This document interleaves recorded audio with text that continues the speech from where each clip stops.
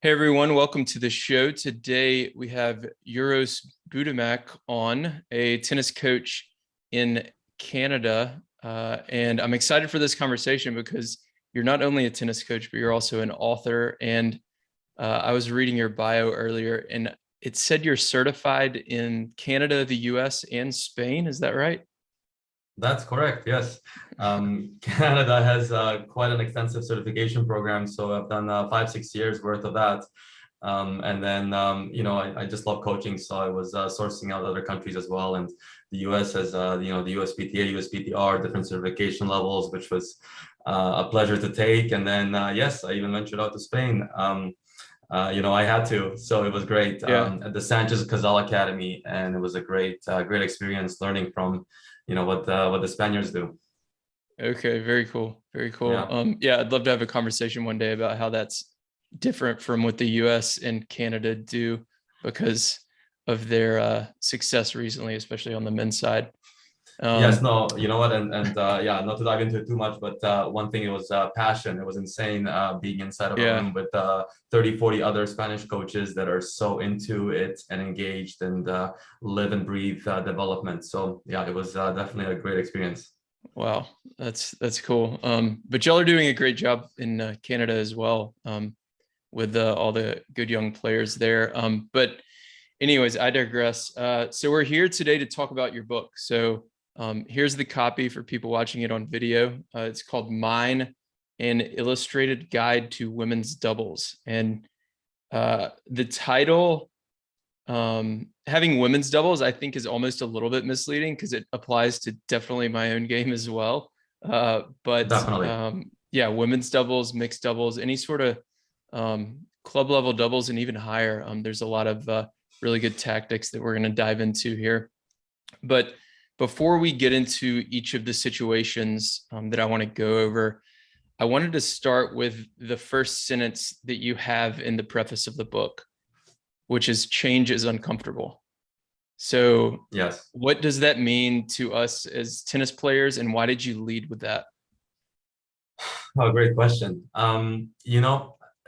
Change is something that we experience daily, whether it's on the tennis court, whether it's in personal life, whether it's with our body, with our thoughts. No matter what we do, we're going through change. And change resembles the unknown almost, where you're not quite sure where you're going when you start changing something. And in tennis, in order to keep moving forward, you are having to adapt, having to change little things here and there, having to push your boundaries, find that discomfort, find that level Mhm.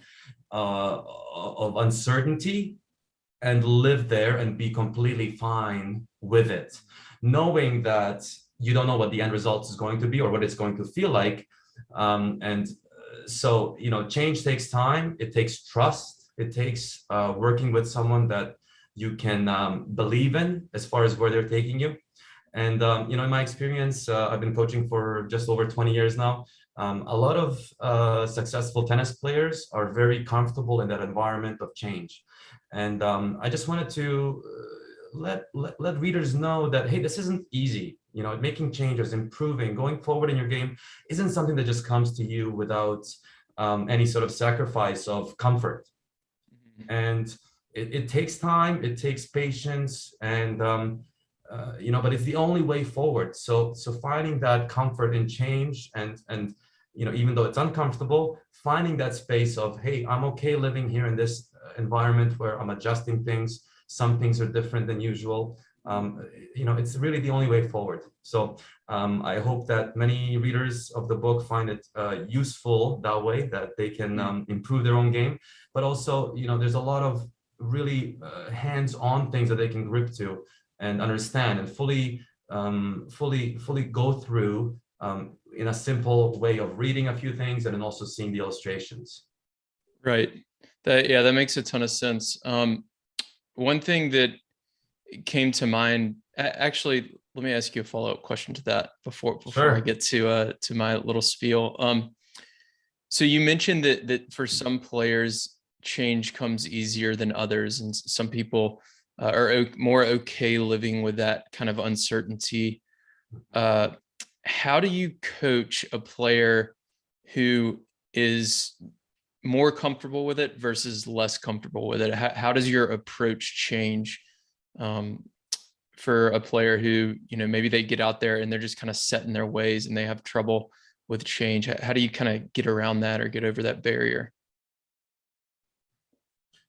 Yes, and everyone's unique. Everyone's different, Mm-hmm. I really try and understand the person and what sort of personality am I dealing with in my coaching life. That's really what drives me. Is I go out there and I'm working with people. I'm coaching people, and I'm coaching them how to play tennis and how to improve, how to become more confident, how to be better positioned, and so forth. But the primary coaching happens among between me and another person. So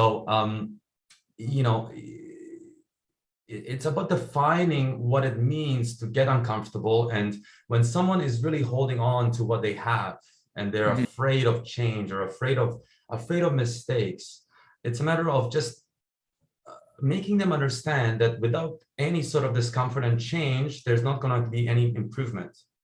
There's no way to go forward in your tennis game and improve unless it starts to feel a little different, right? And I often say, if it feels the same, it is the same. Right.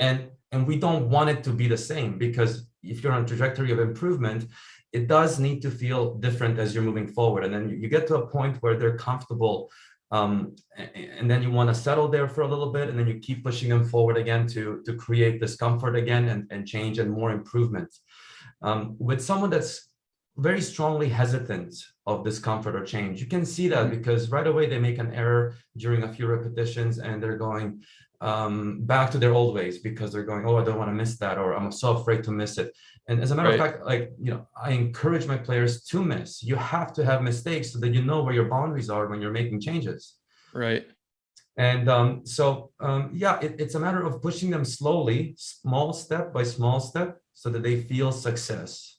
Yeah. When someone feels successful and they can feel that it feels fine technically, psychologically is very important for them to just get that steady feedback of, oh, it's okay, there's an error, but why did that error happen? What do we need to fix? What are we trying to create? And then you always refer it back to that. And I say it probably 1,000 times every couple of weeks. It's mistakes are fine. You're gonna miss a lot. You're gonna make a ton of errors if you're making some changes to your game. And during those errors, that's where you find success.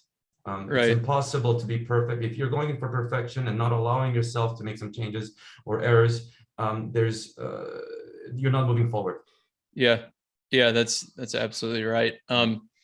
Yeah, so for longtime listeners of the show, they're gonna have heard this story before, but it's one of my favorites. So a few years ago, well, I guess this was close to 5 years ago at this point. I think it was the 2018 or 2019 US Open. I'm watching Nadal play, and I'm listening to I think it was John McEnroe and Darren Cahill talk about Nadal, and Darren stops and says,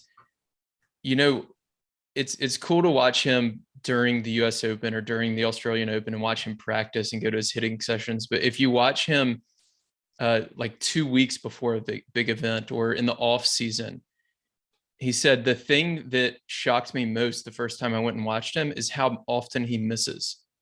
Because the word you used a few times was boundaries, and he's constantly pushing, the way Cahill described it, he's constantly pushing the boundaries of what he's capable of.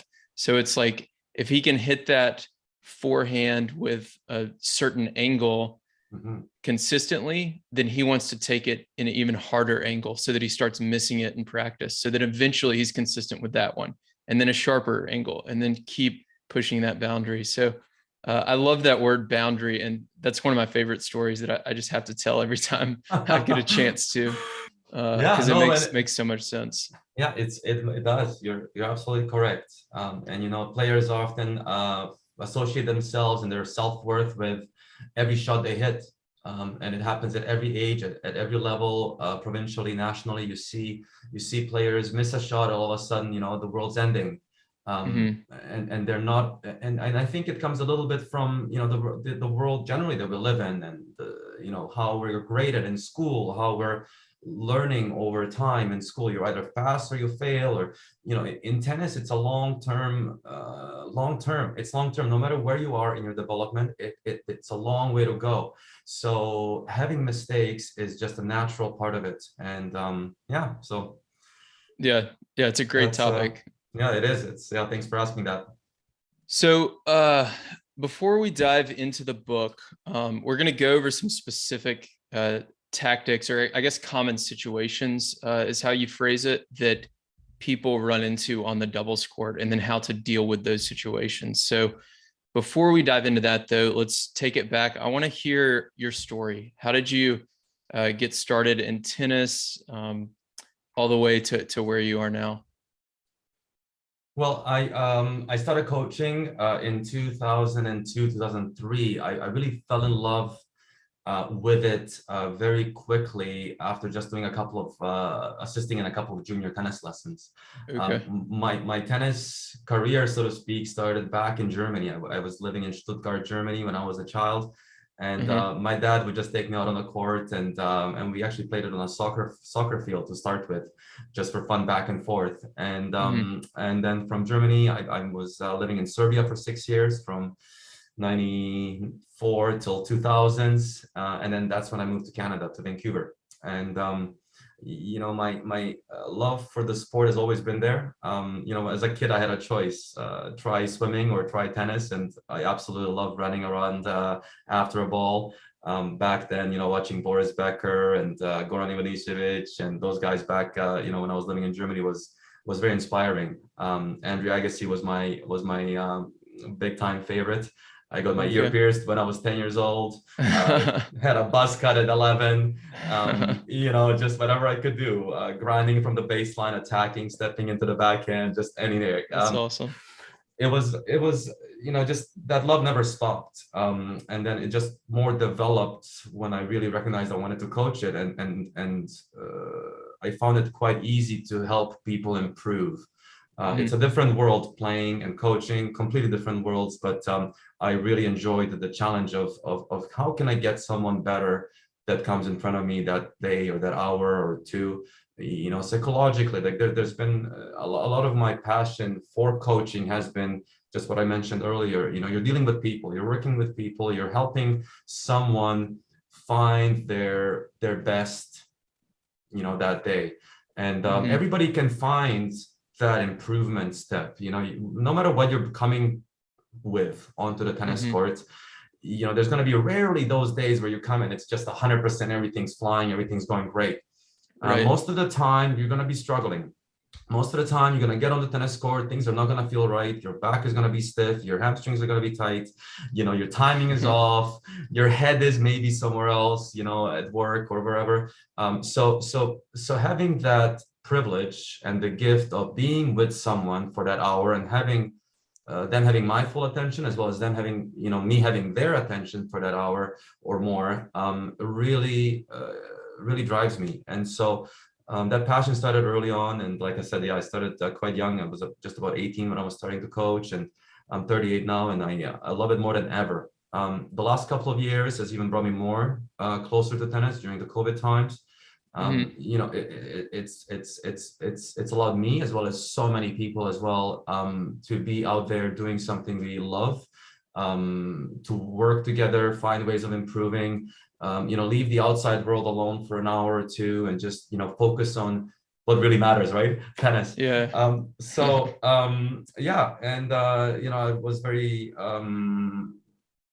thankful to be working at a couple of really nice big clubs here in Vancouver as well, meeting hundreds and hundreds and hundreds of people who are passionate for the sport. And, you know, that's where the book also came out of. Women's leagues are extremely popular in Vancouver, Canada generally, and nationally, and I'm sure they are also just as popular down in the Yeah, States. they are. Yeah, so, you know, most of my hours spent on court have just naturally become with women's doubles teams, and Hmm. whether it's individual partnerships of two or four, or an entire team, um, you know, and just that desire, that drive, that willingness, that passion that I was experiencing from them, I didn't find anywhere else. And they really drive the success of many clubs, private, Yeah. recreational. Doesn't matter what kind of club it is. Women's leagues are extremely a driver of the sport, and so I think they do a fantastic job at continuing to stay engaged in the sport. Many people go through university, get married or not get married. They have their life, maybe they have some kids. All of a sudden they're going, oh, what's next? And then they find that tennis really binds them socially. They're super keen on performing, getting a little better, and they get that drive of purpose through tennis, which is awesome. So anyway, long story short, I love tennis. I love coaching it, and so it's been wonderful to have it as part of my life, and I'm happy to be able to put some things into the book. Awesome. Yeah, and it's a great book. And let's just dive right into some of Sure. the situations here. So I'm going to open it up here. Thank you. So when I read it, I was taking notes, and you have 20 common scenarios, and how this is formatted for the listeners, they should definitely buy a copy. But there's a common scenario or situation, and then you have a solution. So the scenario is something where I guess, why don't you explain it to the listeners Sure. rather than me talk about your book? Explain But how it's laid out. I appreciate you trying. No, the idea was really to put words along with pictures. Many times you look at tennis books and you're going, this is great page after great page after great page of text. And so to me, I'm extremely visual, and I think that words with a photo goes such a long way. And as I was going through the scenarios, these are the most commonly repeated coaching points that I've experienced in the last 20 years, basically, of my coaching career. So it's things that I kept repeating and I just said, you know what, I'm gonna put this in a book so that people can read it. I'm just there's a lot of situations that just are so common for doubles teams. And so every scenario, so to speak, out of the 20 starts with a situation. So it's explained, here's what's happening. Here's what I see most often happen. So that players can relate to, oh, is this really happening to me? Or, oh yeah, this is, something that we experience as well. And then there's a solution to that situation.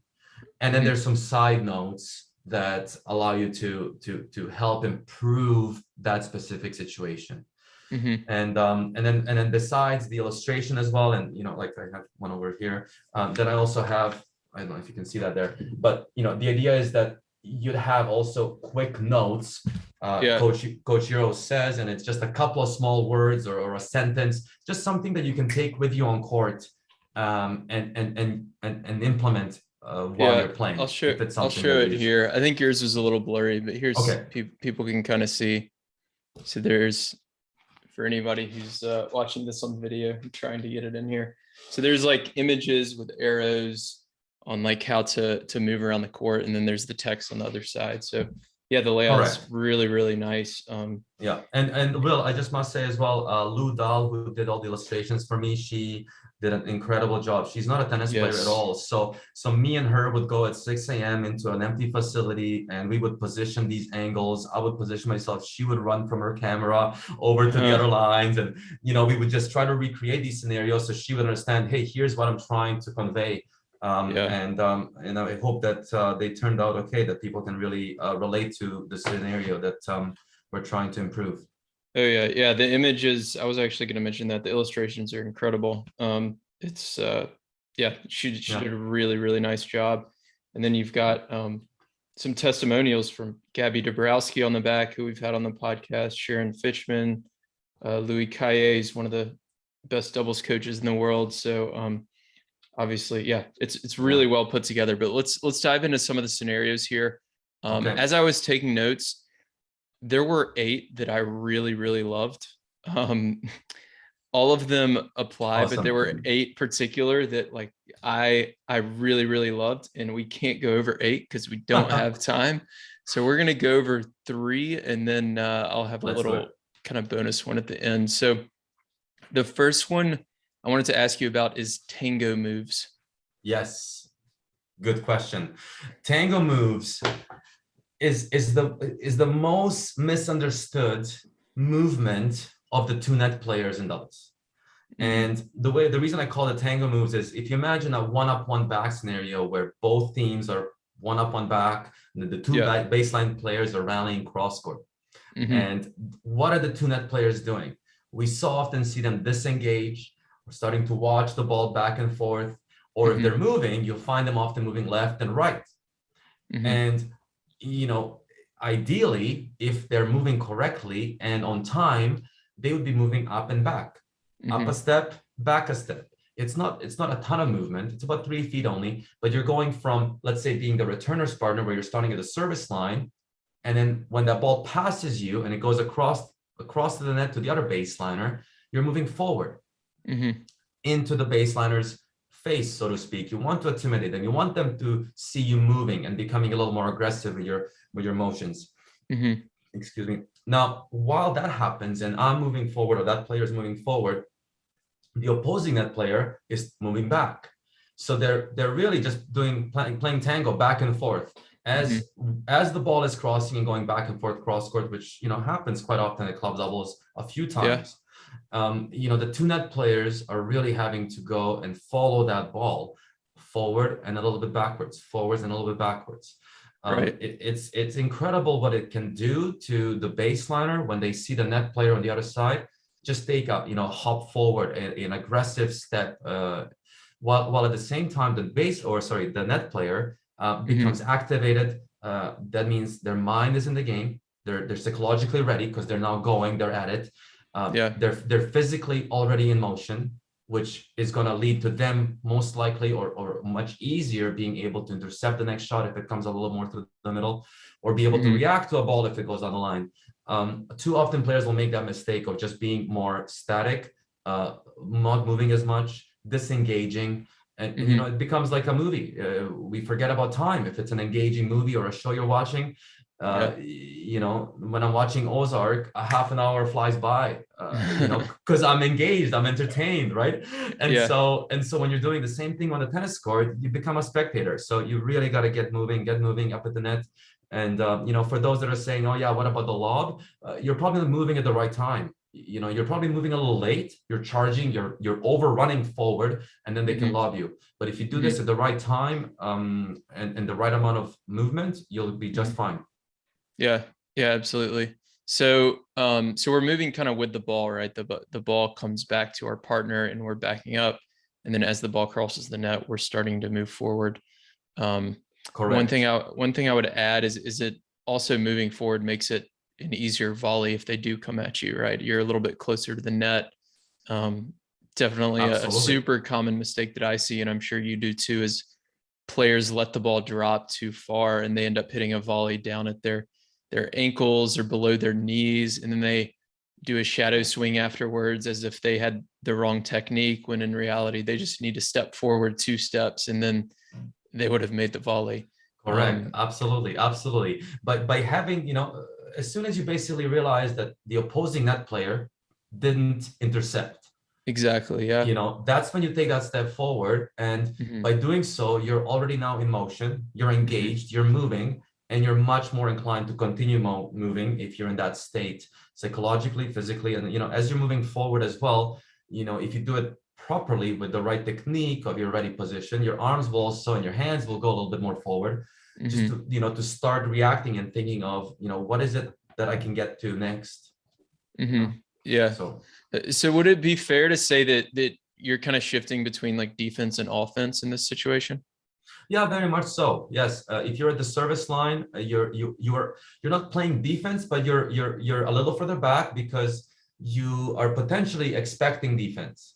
And so, by standing there in that spot with, at the service line, you're much more able to react if the opposing net player intercepts that next shot and hits it towards you or somewhere to the middle. So you're definitely, in the mentality of more, if the ball is coming back, can I just react to it? Can I bounce it back? Versus when you're a little bit more forward, you have more of an aggressive mindset. You're trying to get to the next ball. You want that next ball. That's why you're going into the court more, because you can cut off the angle better as well. Okay, got it. And then what about lateral movement? Mhm. I definitely I see a lot of players, like you said, not moving forward and back a lot, but I Mhm. also see a lot of players who only move forward and back and never move laterally. So how do you think about that? How do you teach that? The way I like to think of it is, you always we want to be moving up and back no matter what. And Hmm. then there's the shifting to the left, a little bit to the right, or maybe you stay forward, Hmm. depending on the opponent's contact point. Okay. So the way I like to think about it, let's say I'm at service line and now my partner hits a shot quite wide, Hmm. and the opponent is now moved out of the double sideline completely off the court. Hmm. My movement isn't just straightforward. Yeah, because now I have to cover that angle more to the left, let's say if it's on the do side. And Sure. so, how I like to think of it is move forward as if you want to go and shake hands with the person that's just about to hit the ball. Hmm. So, that way it clarifies that you're not just going straight, you're not going left, you're really going into the direction of, where is their contact point? That's where I'm going towards.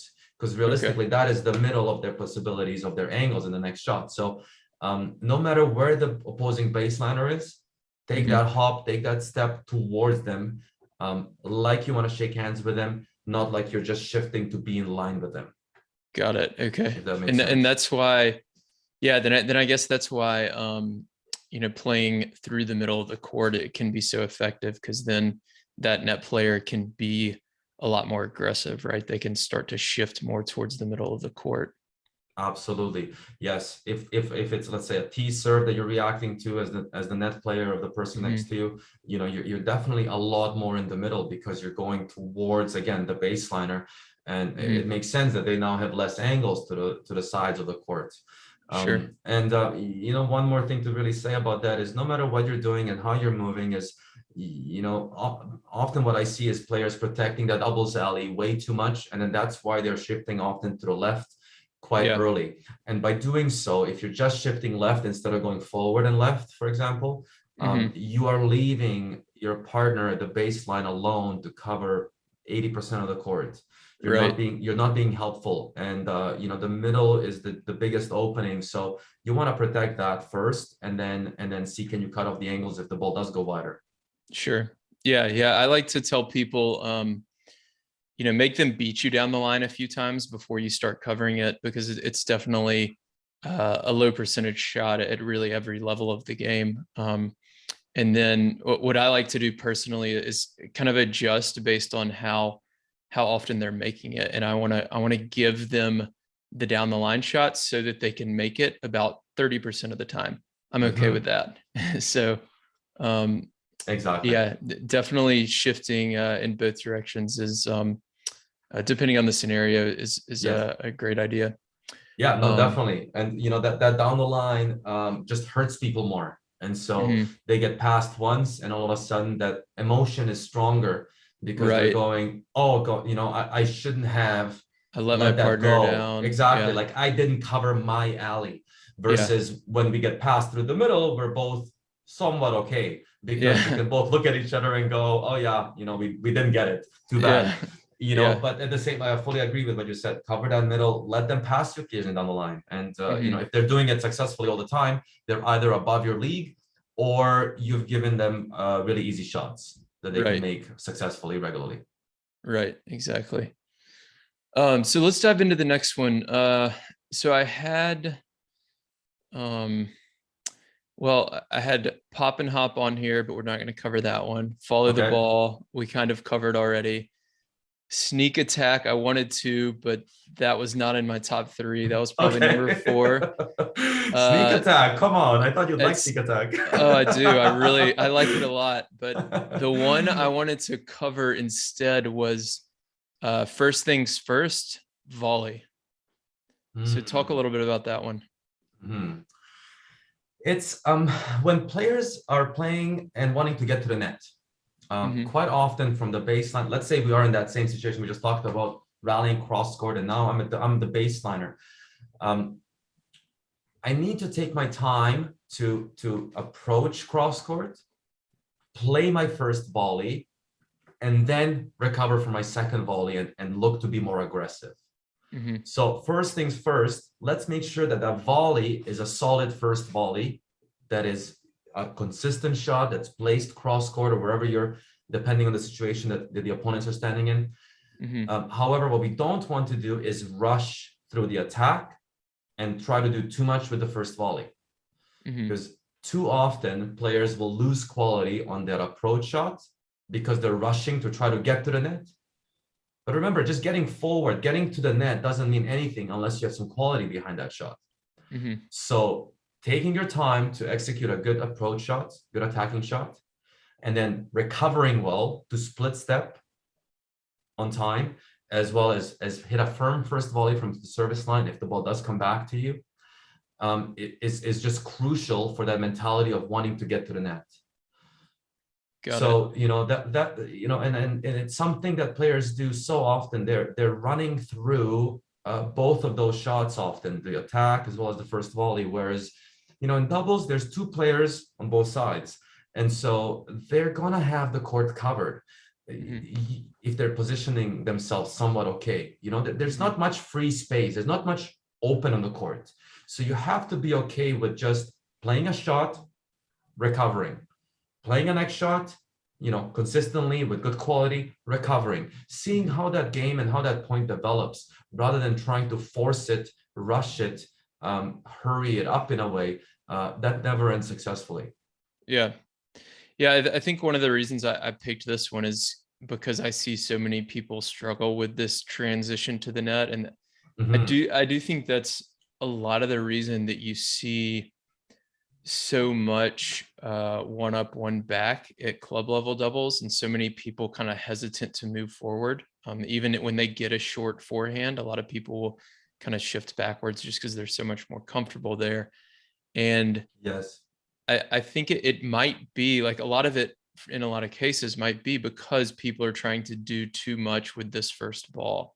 And they're getting too excited to get forward, which can cause either an error or, you know, a mishit shot or just a low quality volley, or half volley like you're talking about. So so that makes a ton of sense. So we hit this kind of transition volley, move forward, when should we be looking to be more aggressive and really finish the point or go for a winner?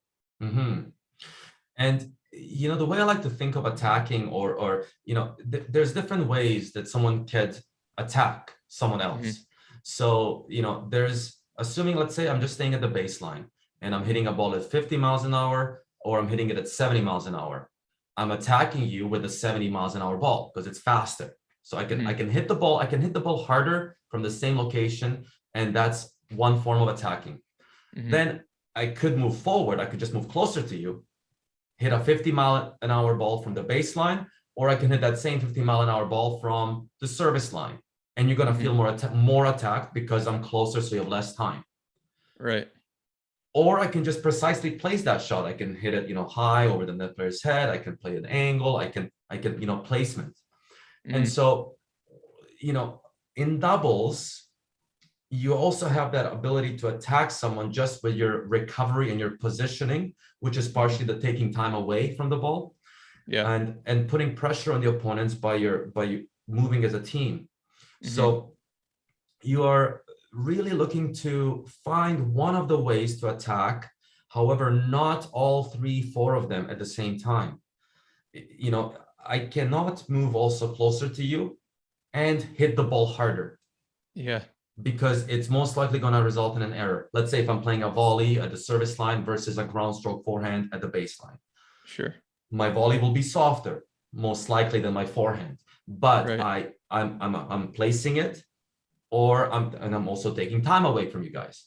So there's two ways that you will be attacked with a ball that I'm going to play from the service line with a volley. Now, players will often try to attack the ball harder because they're going, oh, this ball is a little shorter. I better attack it. I better kill it. Right? So they're going to try to go for a giant angle. They're going to try to hit it super hard, and they're going to try to run in. right? And then of All at the course the same mistake time. correct, yeah. Yeah. And then a mistake happens. Yeah. It's hard to add all of these on. So I think there's a time to really put pressure on the opponents. Anytime you really can, you feel like you're set up well, you're positioned well, the ball is in the right spot. You always want to put pressure on them in some way, shape, or form. However, winners are results. It's an outcome. If I'm playing against, Gabby Dabrowski doubles, I'm most likely not gonna hit a winner off of her, if she's covering the net quite well. So that's an outcome. Doesn't matter if I'm playing well or not. I'm trying to play my best shot for that particular situation. And so if I'm attacking, I'm gonna try and attack. I keep attacking without that expectation of, oh, I'm gonna attack and hopefully she doesn't get it. Yeah. Because that's an expectation that's unrealistic. You can't expect to hit a winner. You can try to hit a winner. You can do your best shot. You can do the best placement, best power execution, setup, all of that. But really, and it may result in a winner. It may result in an error on your side, but quite often it will result in an unforced error by the opponents, particularly in doubles, or a forced error. Yeah. Unforced or forced, but most likely they'll make that error. So if you're out there, be careful about chasing winners because you're going to be disappointed. At the end of a match, it's not the amount of winners that's going to win you the match. It's going to be your consistency and then the forced and unforced errors by the opponents. Now, of course, the closer you get to the net, the easier the volley becomes. All of that, also, all of those are extremely high percentage situations where you will most likely hit a winner as a result. But it's just really taking your time, and this scenario talks about that. Take your time in that transitioning by coming to the net. Don't rush it. Right. Yeah, a few highlights from that. So the winners and errors is such a big one. Yes. When you look at the data, I think last time we chatted, we talked about my work with Tennis Analytics and Warren Pretorius, as well as Craig O'Shaughnessy over at Brain Game Tennis, and they've analyzed what is more correlated with winning, more errors or fewer errors or more winners, and the answer is fewer errors. So if you're going to pick one, you'd rather make less errors than hit more winners, and that's true in singles and doubles. So with that in mind, going for the winner is not usually the best strategy. It's usually going to be not missing and trying to force the error. And then the other thing you mentioned was hitting the ball harder versus taking away time. That's a really big topic that I've thought a lot more about over the last few years. And you see so many club level players, getting in the cross court rally, and as soon as there's a short ball, they'll try to hit it harder, not softer. It's a short, high forehand, so that means this ball needs to go harder. But you've already stepped into the court, so you've already taken away their time through that. So you don't need to get the ball over there faster. It's already going to come back faster because it has a shorter distance to travel. So really the key with that shot, which is why I love this first things first rule, is going to be just to hit a solid ball, like you said, and not miss it and transition to the net for your next one. So absolutely. A lot of really good stuff there. Thank you. So next, I liked smooth operator a lot, but we're not going to cover that one. Give them a third. I wanted to do that one. Let's talk about give them a third. Give them a third is it was our biggest challenge to illustrate this, because there's too many lines, too many dots, and a chord and a chord diagrams. You did a good job with it. Thank you. Give them a third. If you imagine the chord split into 3 lanes lengthwise. So, I'm gonna see if I can pull up the image here. Yeah, go ahead though. Keep talking. Yeah, you have the middle lane, you have the left lane, and the right lane. And so when we are in a situation of, let's say, a deuce side cross court rally, and the ball is placed cross court to the deuce side quite well, us as the receiving team of the next shot back, the least court that we are worried about is the very far right lane of the court. Because So like the assuming sharp angle. the sharp angle, correct. Because assuming that the two players that have just sent the ball cross court on the deuce side, and you can see even just talking about it can get a little bit confusing. But if that ball, there you go, that's it. So if the ball is sent, if the ball is fully sent into the middle, we are focused on the very much of the middle lane of the court, because that's most likely the biggest chance of them hitting it back to. Like, that's maybe the easiest way to think of it.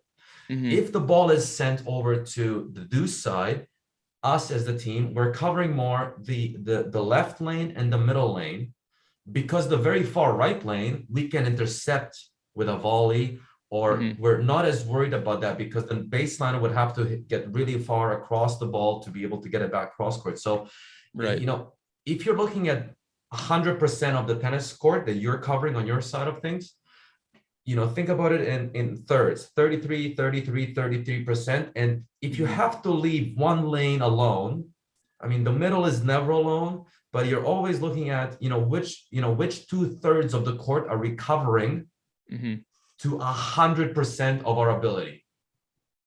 And then where are they the least likely to send the next shot? And what's the most difficult shot? And can we leave that space open for them? Because if the opponents see an area open, like the bull sees the red flag, they're gonna go for that. So, you're trying to find ways of covering, maximizing 2/3, allowing 1/3 to be a little open visually, and then you react to that side of the courts if they do send the ball that way successfully. Right. That's the idea of give them a third, because you're giving them something, but you're really covering 100% of the 2/3, which is the most important part of the court. Yeah. And this is such a good analogy for tennis in general, but doubles specifically, because I feel like no matter who you play at what level, you're always giving up something. Like, you have to give up something. You can't cover everything. So you have to decide. I mean, that's what strategy is all about. Like, what am I going to give up? Am I going to give up the backhand angle roll? Am I going to give up the backhand down the line? Am I going to give up the lob and trust my overhead? So kind of juggling all of these balls and figuring out, what are my partner's strengths? What are my strengths? Analyzing the opponent's weaknesses and figuring out, how can we get them to be playing their weakest shot to the weakest area of the court. And the visual illustration and giving up a third does a really good job of that. It makes a ton of sense. Good. And there was, go ahead. Oh, no. So, yeah, I mean, I just wanted to say that, players have a tough time giving up any of the space. They feel like, no, I should get better. I should get 100% of the space. But the reality of it is you can't. Just like in life, when we try to do too many things, we can't do them all very well. So, you try to find spots in the court that are really difficult for them to hit, leave them open. And should they be lucky and get it in there, then you clap and you go, next point, let's go. But it's really about letting go a little bit of space to maximize what really matters. And sometimes I'd actually encourage people to let the opponent make that shot sometimes, because similar to like when my partner's serving and I'm moving at the net, I like to get beat down the line every now and then, because I want them to keep going for that, because I know they're only going to make 3 or 4 out of 10. I win 60 to 70% of the points. I win the match. Exactly. So you want to be giving something up there for sure. And analyzing the opponent is such a key to this, because like the shot you said earlier, I think this has only happened once, but we matched up against this lefty who was playing in the ad court, and we'd hit a wide serve or we'd get into a cross court rally and then come forward, and for some reason he had this just ridiculous lefty forehand topspin angle, and he beat us on it like 3 times in a row.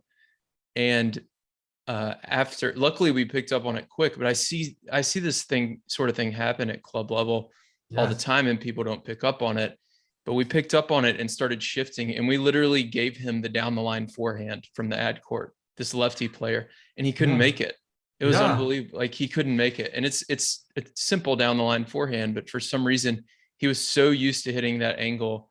And I played the ad court, so I just closed the net off. And yeah, so you really want to adjust to the opponents and kind of notice what they like to hit as well.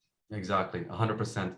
You know, there's a lot of rules and thoughts on, you know, what we should do when we're playing doubles, but it really comes down to, you know, you and your partner playing against the opponents and what Mhm. works.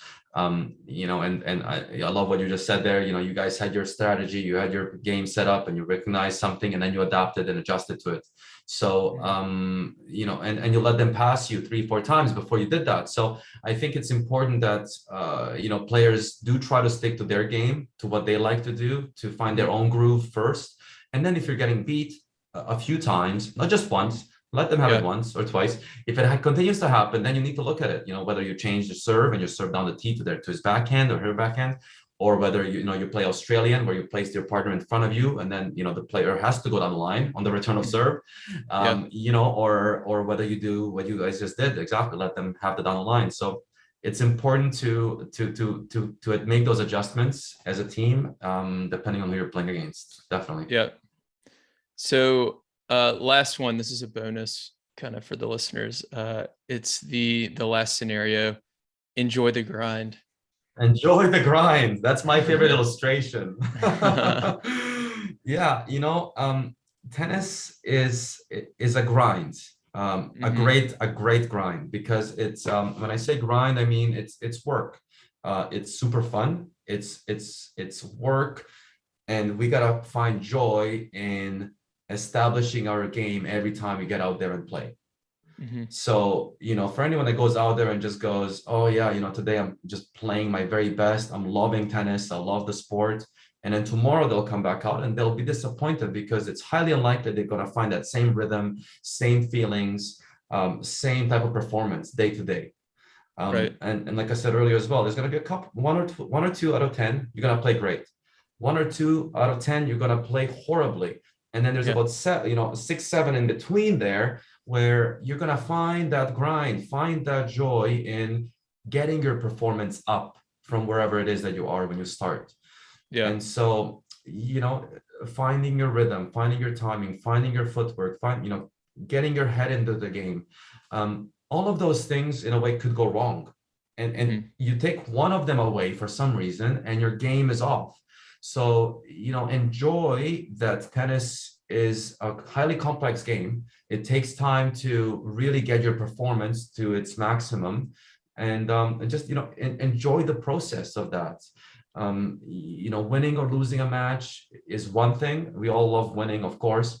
However, at Mhm. the same time, I feel like, you know, tennis has done so much for so many people, and people that play doubles and are listening to right now are most likely playing sport because they love the game. They like out there, being out there playing the sport, improving, finding new things to try or to work on, connecting with players, meeting new people, you know, improving, so forth. There's a lot of reasons why people play. And so, you know, it's the enjoyment of not being able to just go out and play every single time at 100%, but you're going to find your rhythm, and enjoy it, because the Yeah. more you enjoy the process, you don't resist it, you don't resist the grind and shut down because things are not going well or difficult. You push through it, you find ways of, oh, you know what, let me just move my feet are a little heavy, or you know, let me breathe through that shot every single time, a little tight today, or you know, I'm not watching the ball all the way to my contact, let me breathe a little more. So you Mhm. find things to fine tune, and hopefully people enjoy those, because they're going to be dealing with them lots, and I'm sure they are already. And as long as people understand, it's okay, that's just what happens in tennis. It's not a sport where, you know, you're guaranteed a performance level every time when you improve a little bit. You know, you just don't Yeah. know what the next game holds. Yeah. Yeah. I like the 1 or 2 out of 10 analogy there. And yeah, I mean, it's funny because the more you, I think, enjoy the grind, the better performance you'll probably get anyways. I Yes. know I play my best doubles when I'm really enjoying the process on the court of problem solving and just like analyzing as much as I can the two players on the other side of the net and really trying to figure out, oh, when I serve body backhand, it's going over this part of the net. So we're going to switch to this formation to do, all these different elements of the game, and trying to factor in the speed, the time, the spin, all this stuff. So Exactly. Those are such beautiful things about tennis, isn't it? yeah. And it reminds me of, I had Christo van Rensburg on the podcast about a year ago, I believe. He was a pro doubles player, and the analogy he used was like riding a wave. So he said there's certain times in the match where you're going to be on the wave and everything's going right, and you're riding the wave, but then you're going to fall and then you have to paddle back out. And Yes. he said the key is to see how you can figure out how to spend as much time on top of the wave as possible and paddle back out as quickly as you can too. Yes. So it's So he was describing grind there, right? And yeah, exactly. just to give you a reference, I mean, here locally in Vancouver, there's a mountain called Grouse Mountain, and it's called the Grouse Grind because there are stairs that can take you up all the way. So it takes about, depending on how fast you are, some people do it in a half an hour ish. Some people take an hour to an hour and a half or two to make it up the mountain. So, that's a grind. You're getting up there, but once you reach the top or stop occasionally and enjoy the woods that are surrounding you, you take in the scenery and you make it to the top there, it feels amazing. So, it can be a little painful during the process, but, just sticking with it and knowing that's the way to go really helps people. Yeah. Change is uncomfortable. Yeah, exactly.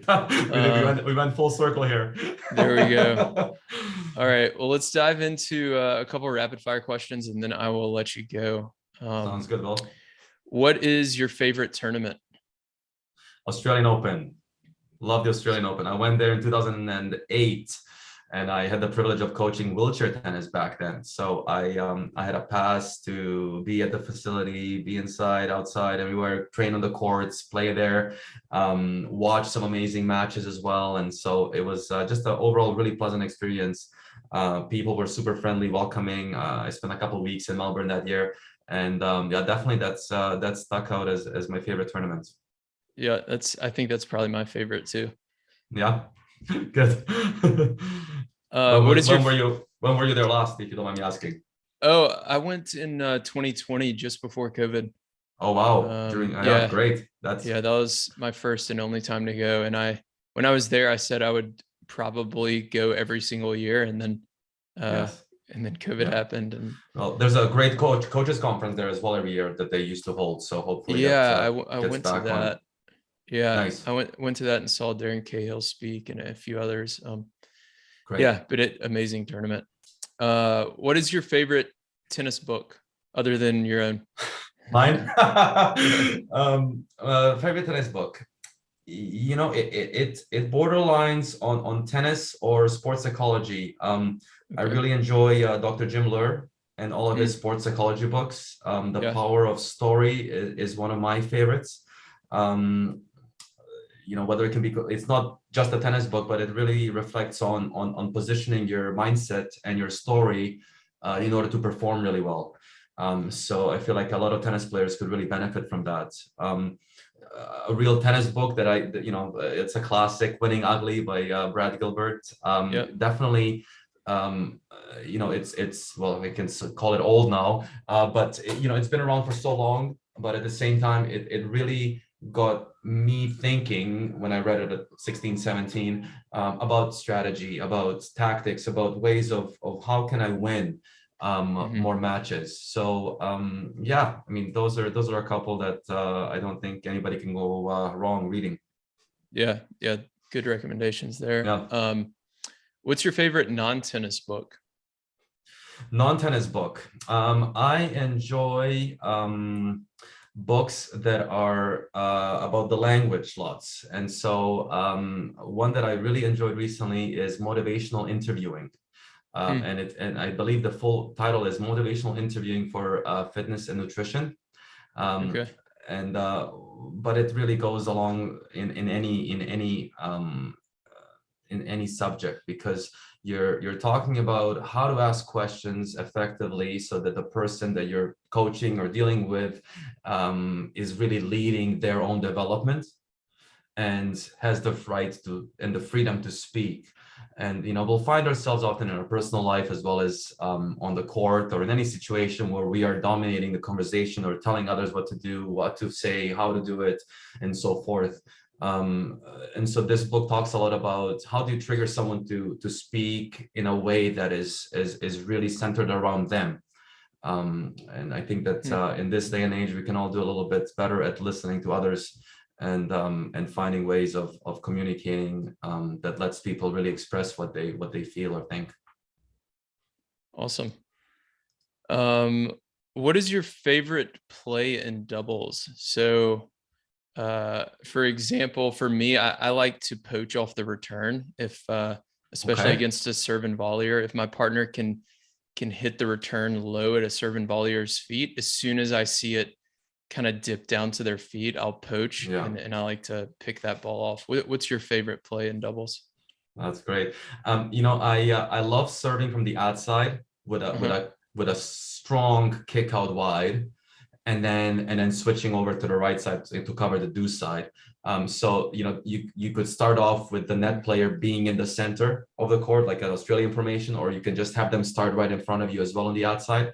But I find my forehand quite effective, especially when I was playing a lot more. So a kick serve out wide makes the returner have to go back down the line or down towards my forehand basically, and then I would take that through the middle, and where the opening is. So that would be my favorite play, definitely.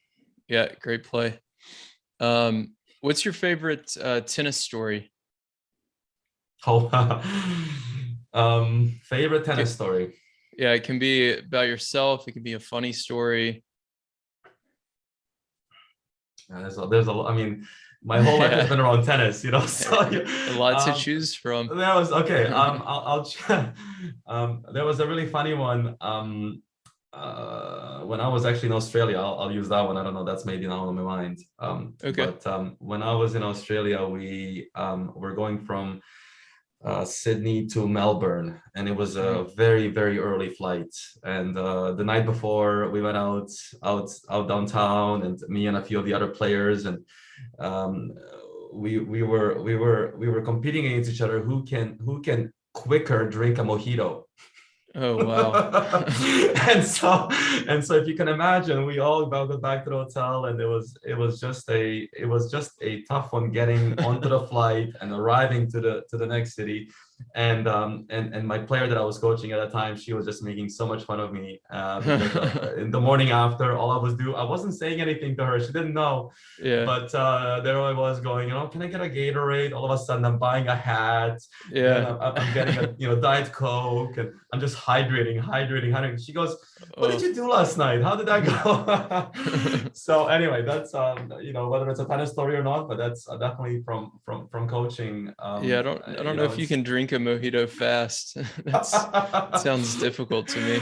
Well, the other guys, they were all French players, so it was 3-4 of us, and I mean, you can always drink it faster or slower than someone else will. So yeah, Sydney's a fun place to go out. Yeah, no, definitely. Okay, last question. How do we make pro doubles more popular? By watching more doubles. That's right.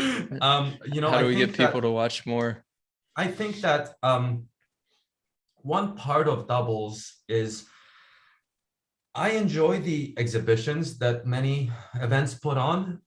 They sometimes almost go a little too far into the mimicking of what a doubles match is. When you're watching, when you're watching some of the highlights on Instagram or of some doubles exhibitions that where players are entertaining, so to speak, they go quite far into the entertaining side of things, where it's a game of cat and mouse back and forth over the net. Yeah. And so I think that having more professionals actually do exhibitions where, and you know, these may happen around the world, and this is just something that, you know, I noticed recently for myself, is it would be nice to just see live in person more high level doubles, you know, across the world in maybe not a setting where it's you know, the US Open, because people Sure. come to the US Open and they're going to watch their you know, their most favorite players. So, Sure. you know, just maybe creating smaller, you know, exhibition, but really, you know, intense matches for doubles, um, you know, would make it more visible.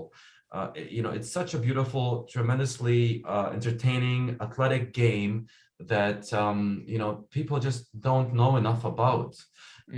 And you know, besides that, I think, you know, people like yourself are doing a great job at highlighting what's happening in doubles. Who are the doubles players? You know, how can we highlight them, celebrate them, make them be the bigger stars that they deserve to be?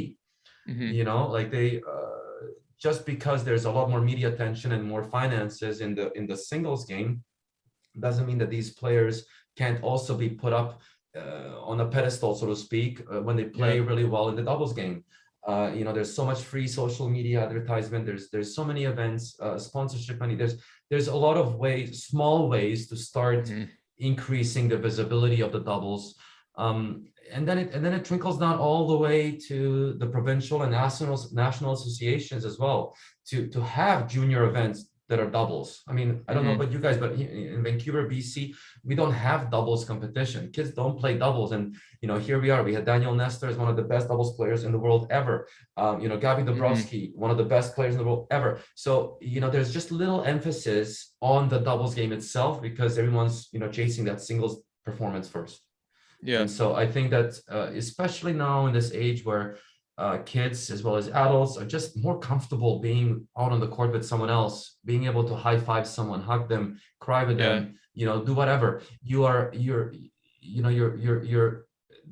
facing a good opportunity here to create more doubles awareness because people have an easier time performing potentially if there's someone else with them, and it's a little less pressure. And you know, everyone's dealing with a lot of pressure in this world right now, and you know, finding ways of alleviating some of that through doubles and highlighting how successful and positive it can be is a good way to go. So Yeah. thank you for what you do. I think it's wonderful. Yeah, thank you. Yeah, it's some good ideas. It's going to take time, but yeah, hopefully it can become more popular over time. Yes. So Uros, thank you so much for coming on. Any final requests of the audience? Where can people follow you, find out more about you? Thank you, Will. Yeah, no, I really, really appreciate you having me and having this chat. And you know, you asked some really great questions that made me reflect as well on my book. They can find me on Instagram at Budimac Tennis. Okay. I post all my stuff through there. A copy of mine can be found on minedoublesbook.com.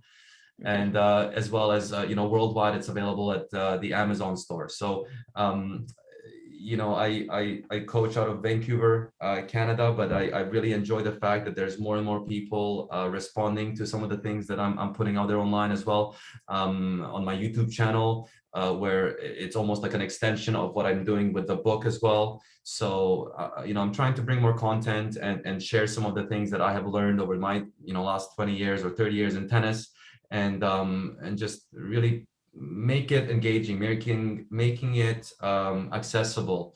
And you know, I believe that everybody can improve. So no matter where you are in your development, whether you're starting up or you're doing quite well in doubles or tennis in general, there's always a way, an easy way to get moving forward and improve a little bit. And you know, it's all you can do, really, just small bits at a time, and you'll feel good about yourself and be able to keep improving and playing better. So yeah, yeah, awesome. I totally thank you, agree. Will. Thank you. And to everyone listening, we will link to the book and everything else we mentioned in the show notes, so that you can find Uros on Instagram, YouTube, and everywhere else. So thanks again, Uros. Thank you everyone for listening. And I will talk to you all in the next episode. My pleasure. Thank you, Will. If you want to become a smarter doubles player and start winning more matches, then join the Tennis Tribe Doubles Strategy newsletter. Every single Thursday, I'll send you a new doubles tip or tactic that you can use in your very next match. And when you join, you're going to get a free guide on how to play with more confidence and start dominating at the net in doubles.